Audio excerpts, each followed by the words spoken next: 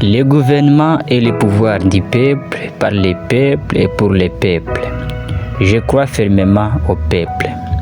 Si on lui donne la vérité, on peut compter sur lui pour faire face à n'importe quelle crise nationale. Quand je fais le bien, je me sens bien. Quand je fais le mal, je me sens mal. Et c'est malheureux. Je suis obligé de vivre avec la lumière que j'ai. Je dois me tenir aux côtés de tous ceux qui ont raison et me séparer d'eux lorsqu'ils ont tort, disait l'homme qui a changé l'histoire.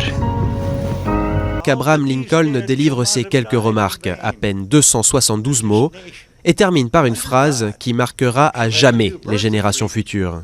And the government of the people, by the people, for the people, shall not perish from the earth.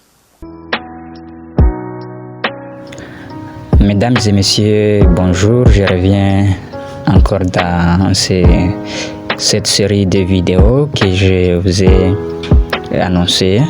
Je suis à la deuxième vidéo. Je vais vous parler d'un homme qui a changé l'histoire comme toujours. Aujourd'hui, je vais parler du 16e président des USA, Abraham Lincoln, qui est un homme qui a une histoire qui a impacté le monde entier. Abraham, nom de son grand-père, Lincoln, nom du père. Il est né dans une cabane le 12 février 1809 dans l'État de Kentucky. On est aux États-Unis d'Amérique. Il est l'homme qui a vécu l'enfer sur la terre. Il a connu toute forme de misère. Il est né dans une famille extrêmement pauvre, malheureuse, qui ne pouvait même pas répondre aux besoins primaires de leurs enfants. Abraham fut le premier président américain qui a vu le jour dans une cabane, le premier président à être assassiné, le dernier à mourir pendant la guerre civile qui a éclaté dès son arrivée au pouvoir, le 12 avril 1861. Il était cultivateur, charpentier, bosseur de fake job comme son père, mais il avait une vision forte. Son père Thomas Lincoln lui disait toujours qu'un homme ne doit compter que sur lui-même.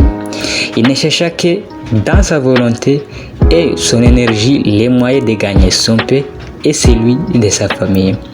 Ces conseils donnés par son père ne lui a pas seulement appris à être responsable de sa vie, mais aussi des États-Unis. À travers cette histoire d'Abraham Lincoln et d'autres comme Obama, je suis convaincu que ce n'est pas nos familles qui déterminent nos destins, c'est nous-mêmes, c'est nos efforts de tous les jours. La personne que tu veux devenir dépend des actes que tu poses aujourd'hui. Il ne faut que la vie t'oriente, c'est à toi de l'orienter. Entourez-vous de visionnaires sans oublier les grands bosseurs, non des suiveurs. L'environnement influence, à toi d'évaluer si les siens t'influencent de manière positive ou négative. Les grands moments qui ont marqué la vie d'Abraham Lincoln. À cet âge, il travaillait déjà pour répondre à certains besoins. À 12 ans, il a perdu sa mère. À 19 ans, il a perdu sa sœur.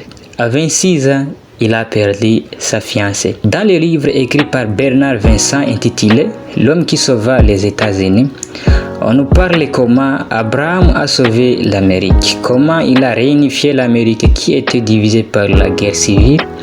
C'est les 4 États esclavagistes qui sont restés fidèles, notamment Missouri, Kentucky et Maryland. On avait un professeur qui nous disait qu'il ne nous enseigne pas, mais il nous allume seulement. Je ne vous enseigne pas aussi, tout ce que je fais c'est de vous allumer. À vous maintenant d'approfondir les connaissances, à faire des recherches, allez même lire les livres que j'ai lus de Bernard Vincent intitulé « L'homme qui sauva les États-Unis ». Mesdames et messieurs, merci de m'avoir écouté. Je tiens à remercier tout le monde qui me montre l'amour, qui me soutient par des encouragements.